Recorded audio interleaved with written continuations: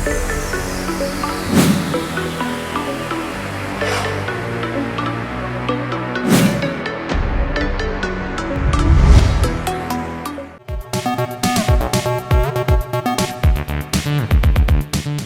Hello welcome to best of the day. మరి ఈరోజు best of the డేలో కొత్త విశేషాలతో పాటు కొన్ని ఆసక్తికరమైన నిజాలు మరియు చరిత్రలో ఈరోజు జరిగిన ముఖ్య సంఘటనల గురించి తెలుసుకుందాం. Let's start the programme.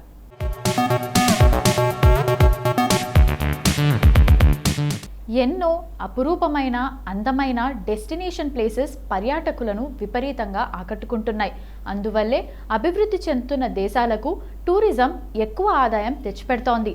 ప్రపంచ పర్యాటక దినోత్సవం గురించి ప్రతి ఏడాది సెప్టెంబర్ 27న ప్రపంచవ్యాప్తంగా పర్యాటక దినోత్సవాన్ని జరుపుకుంటారు.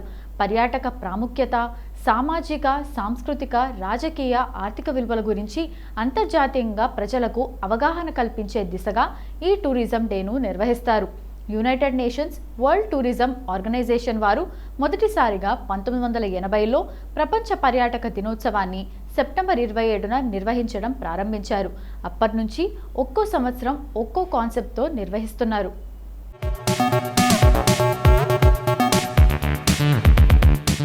1980లో tourism contribution to the preservation of cultural heritage and to peace and mutual understanding అని పేరు పెట్టారు.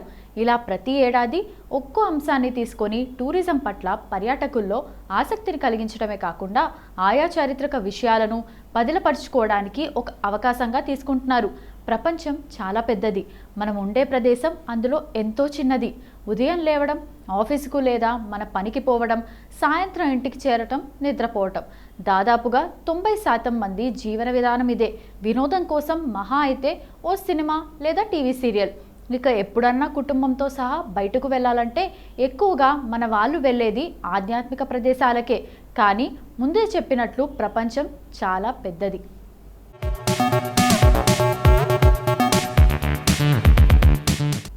దీనిని చుట్టి రావడం అందరికీ సాధ్యం కాదు. ప్రపంచ వింతలను స్వయంగా చూడాలంటే అందరి వల్ల అయ్యే పని కాదు. ప్రపంచమంతా చుట్టేయడం మాట అటు ఉంచండి. చాలామంది హైదరాబాద్లో నివసించేవారు నగరంలోనే ఉన్న సాలార్జంగ్ మ్యూజియం కూడా చూడకుండా జీవితాన్ని లాగించేస్తున్నారు. విజయవాడలో ఉండేవారికి కొండపల్లి గుహల గురించి వినడం తప్ప ఎక్కువ మంది వాటిని చూసి ఉండరనేది నిజం.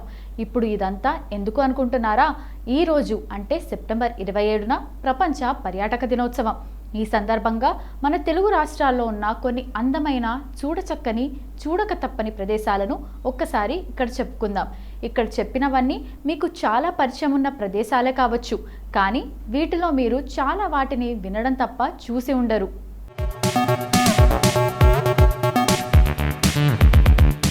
ప్రపంచ పర్యాటక దినోత్సవం సందర్భంగా వీటిలో మీరు చూడని, మీకు దగ్గరగా ఉన్న అద్భుతమైన ప్రాంతాలను ఒకసారి చూసే ప్లాన్ చేసుకోండి. ఊపిరి సలపని పని మధ్యలో దగ్గరలోని పర్యాటక ప్రాంతాలకు వెళ్ళి కాస్తంత రిలాక్స్ అవ్వండి. మొదటిది వైజాగ్. విశాఖపట్నం లేదా వైజాగ్ బంగాళాఖాతం తీరంలో భారతదేశంలోని ఆంధ్రప్రదేశ్ రాష్ట్రంలోని ఓడరేవు నగరం, అలాగే పారిశ్రామిక కేంద్రం. ఇక్కడ యారాడ బీచ్, రామకృష్ణ బీచ్తో సహా అనేక బీచ్లకు ప్రసిద్ధి చెందింది. అన్నట్టు ఇక్కడ ఋషికొండ బీచ్ ప్రపంచంలోని అందమైన, పరిశుభ్రమైన బీచ్లకు ఇచ్చే బ్లూ స్టార్ రేటింగ్ కూడా పొందింది. ఇక విశాఖ తీరంలో ఉన్న కుర్సురా జలాంతర్గామి మ్యూజియం చూసి తీరవలసిందే. ఇది చూస్తే సముద్రం అడుగు నుంచి శత్రువుల జాడను పసిగట్టి ఎదుర్కొనే జలాంతర్గాములు సబ్మెరైన్ పనితీరును పూర్తి స్థాయిలో అవగాహన చేసుకోవచ్చు.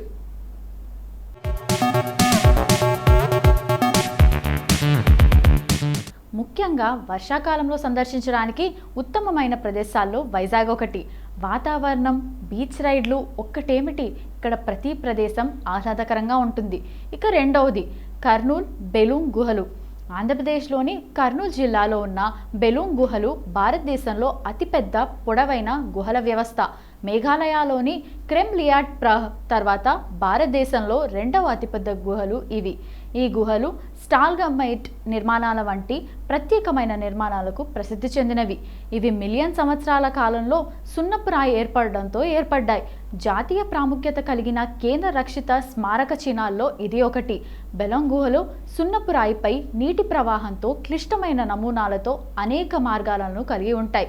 ఇక అదేవిధంగా కర్నూలు నగరంలో కూడా అనేక పర్యాటక ఆకర్షణలు ఉన్నాయి.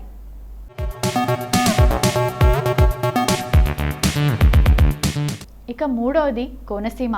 ఆంధ్రప్రదేశ్లోని కోనసీమ వంటి భూమిపై భూమి లేదని అక్కడి ప్రజలు అంటారు.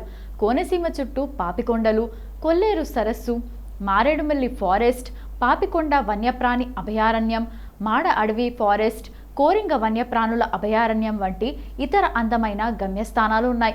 ఈ అందమైన భూమిని ఒక్కసారి చూస్తే, అక్కడి సంస్కృతిని ఆస్వాదిస్తే జీవితంలో మర్చిపోలేని అనుభూతి మీ సొంతమవుతుంది.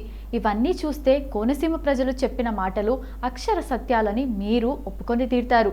ఇక్కడ డిండి రిసార్ట్లు మీరు తప్పక సందర్శించాల్సిన హౌస్ బోట్ వసతిని అందిస్తాయి. నాలుగవది గండికోట. గండికోట అంటే తెలుగులో లోయకోట. ఇది 324 మీటర్ల ఎత్తులో ఉంది. 3 వైపులా పెన్నా నది చుట్టూ ఉంది. ఇక్కడ నుండి వీక్షణ మీ ఆశ్చర్యాన్ని రెట్టింపు చేస్తుంది. ఇది భయానకంగా కూడా ఉంటుంది.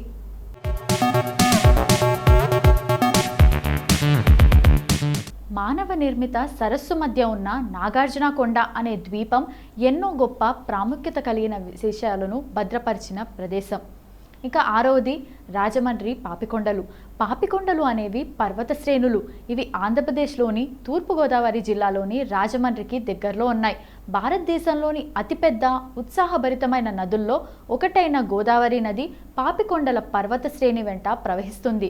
శక్తివంతమైన నదిలో ఇరుకైన దారిలో లాంచీ ప్రయాణం అద్భుతమైన అనుభవాన్నిస్తుంది. ఏపీ టూరిజం పాపికొండలకు క్రూయిజ్ సర్వీసులను నిర్వహిస్తోంది. ఇక ఏడవది అరకు. అరకులోయ అద్భుతమైన హిల్ స్టేషన్. భారతదేశంలో సరైన గుర్తింపు లభించని ఒక అద్భుతమైన ప్రకృతి నిలయం.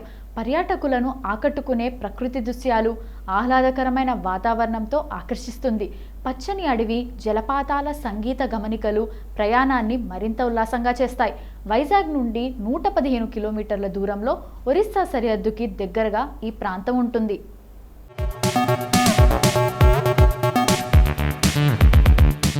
ఇక సముద్ర మట్టానికి 1300 మీటర్ల ఎత్తులో లోయ 36 కిలోమీటర్ల చుట్టూ విస్తరించి ఉంది.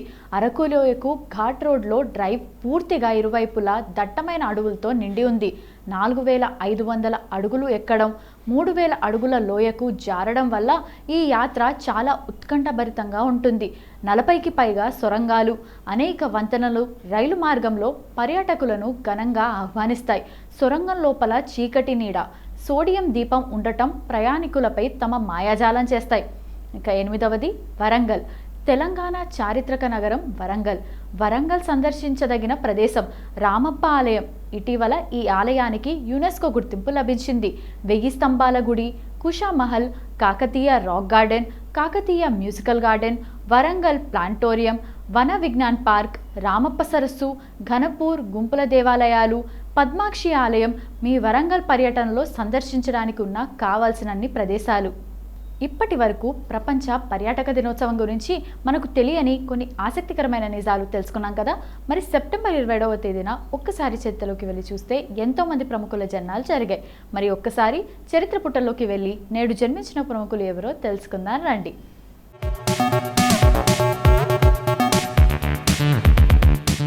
రాహుల్ దేవ్ భారతదేశానికి చెందిన మోడల్, సినిమా నటుడు. ఆయన హిందీ, తెలుగు, తమిళ్, కన్నడ, ఒరియా, మలయాళం సినిమాల్లో నటించాడు. ఆయన హిందీలో 2016లో బిగ్ బాస్ 10వ సీజన్లో కంటెస్టెంట్గా పాల్గొన్నాడు. రాహుల్ దేవ్ 1968 సెప్టెంబర్ 27లో ఢిల్లీలో హరిదేవ్ కౌశల్, అనూప్ కౌశల్ దంపతులకు జన్మించాడు. ఆయన ఢిల్లీలో తన చదువు పూర్తి చేశాడు. రాహుల్ దేవ్ 1998లో తన చిన్ననాటి స్నేహితురాలు రీనాను ప్రేమ వివాహం చేసుకున్నాడు. వారికి సిద్ధార్థ్ అనే బాబు పుట్టాడు. ఆమె క్యాన్సర్తో బాధపడుతూ 2009లో మరణించింది. ఆయన ప్రస్తుతం ముగ్ధా గాడ్సేతో సహజీవనం చేస్తున్నాడు.